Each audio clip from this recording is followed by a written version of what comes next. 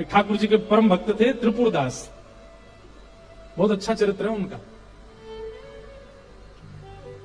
तो त्रिपुरदास जी जो थे श्रीनाथ जी की गगदल बना के भेजते थे।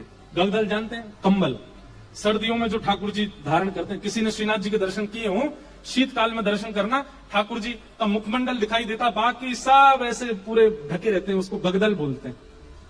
तो त्रिपुरदास जी जो थे ये बहुत बड़े मंत्री थे, इनके पास मंत्री पद पर थे तो खूब धन आता था, तो ये बढ़िया सोने की जड़ाऊ, चांदी की जड़ाऊ, बढ़िया गगदल भेजते थे ठाकुर जी को। किसी ने जाके बादशाह से शिकायत कर दी, बोले त्रिपुरदास जी आपके खजाने के सारे पैसा लगा के गगदल बना के श्रीनाथ जी को भेज देते हैं। तो बादशाह ने इनको अपनी मंत्री पद से हटा दिया, और जैसे ये मंत्री पद से हटे कंगाली आ गई, गरीब हो गए। अब इनके पास इतना भी धन नहीं था कि गगदल खरीद के भेज सकें। तो एक लिखने वाली कलम थी इनके पास, वो कलम भेज दी जाकर के, तो उससे 1 रुपया मिला। 1 रुपया से इन्होंने जो वस्त्र खरीदा, बिल्कुल 3rd क्लास वस्त्र खरीदा, 1 रुपए का आया। मन में बड़े दुखी थे, बोले ठाकुर जी मैंने कभी ऐसा वस्त्र आपको भेजा नहीं, लेकिन क्या बताऊं, और कोई मेरे पास चारा नहीं। वो वस्त्र खरीद करके उस पर प्रेम से हृदय से लगा के उस पर बढ़िया सुंदर कुछ रंग रोगन किया, जो जो उन पर उपस्थित था। थोड़े थोड़े इत्र बचे थे, इत्र लगा दिया और किसी के हाथ मंदिर भिजवा दिए। पहले तो हमेशा खुद जाते थे जब मंत्री थे, लेकिन अब मन में सोचे कि कहीं मैं ऐसी अवस्था में मंदिर गया, गोसाई जी ने अगर मुझे इस अवस्था में देखा तो वे कहीं मुझ पर कृपा करने के लिए धनराशि ना दे दें, इसलिए खुद नहीं गए, किसी के हाथों भिजवा दिया। गगदल नहीं बना पाए थे, चद्दर बनी थी, बस भिजवा दी। तो कोई बात नहीं, ठाकुर जी समझेंगे मेरी परिस्थिति।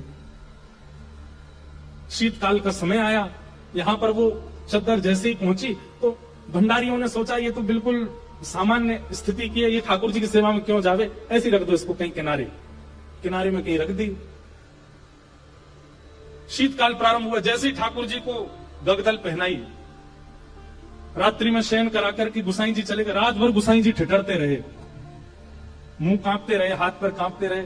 सुबह मंगला में जैसे ही दर्शन करने गए तो भीतर जाके जैसे ही ठाकुर जी को उठाया, ठाकुर जी के दांतों की आवाज आ रही थी, cut cut cut cut cut cut जोर से, और ठाकुर ठिठर रहे जोर से। गुसाई जी बोले 5-5 गगदल पहना रखी हैं, फिर भी ठिठर रहे हैं, अंगीठी जला के लाओ। अंगीठी जला करके ठाकुर जी के आगे हाथ सेक सेक के, कभी हाथ पे लगा में, कभी गालों पे लगा में, कभी गले पे लगा में। ठाकुर जी बोले जाड़ो लग रहा, बहुत जोड़ते जाड़ो लग रहा मुझे। गुसाई जी बोले जय जय। अंगीठी जला दी, 5-5 गगदल उड़ा दी, और गगदल लेके आओ। महाराज 10-10 गगदल, ठाकुर जी ढक गए पूरे रजाइयों में। 5-5 अंगीठी जला दी और ठाकुर जी हिल रहे हैं जोर से। और केवल नाटक कर रहे हो ऐसा नहीं, स्पर्श करने में बिल्कुल ऐसा लग रहा है जैसे मानो जैसे ठंडे पड़ गए हो ठाकुर जी। गुसाई जी तो इतनी चिंता में आ गए, क्या करें क्या करें क्या करें। अचानक गुसाई जी बोले 10-10 गगदल और 5-5 अंगीठी, फिर भी ठंडक नहीं जा रही, कोई लीला तो नहीं श्याम सुंदर की।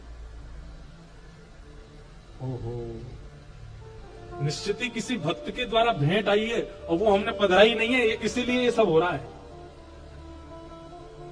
तुरंत गुसाई जी बोले किसी भक्त की भेंट आई थी क्या, क्या क्या भेंट आई बताओ। सब बताया, बोले ये भेंट आई है। एक बोला एक और आई है, पतली सी चद्दर आई है, एक उसका कपड़ा भी ऐसा हम भी नहीं पहने, वो रखी है किनारे। गुसाई जी बोले वही लेके आओ। लेकर के आए, सारे 10 के 10 गगदल हटाई, पतली सी बेकार से कपड़ा की वो चद्दर जैसे ठाकुर जी को उठाई, ठाकुर जी बोले पसीना आ गए मुंह, तो भैया मेरी सबरे जाड़ो चलो। अरे अंगीठी हटाओ, मुंह को बहुत जोर से गर्मी लग रही है। गुसाई जी बोले बलिहारी ठाकुर जी आपकी जय हो, आपको ना तो जाड़ा लगता है, ना भूख लगती है, ना प्यास लगती है, ना गर्मी लगती है। भक्त के द्वारा प्रस्तुत भाव स्वीकार करने के लिए सारे भाव प्रकट कर लेते हो, जैसे हमारे ठाकुर जी।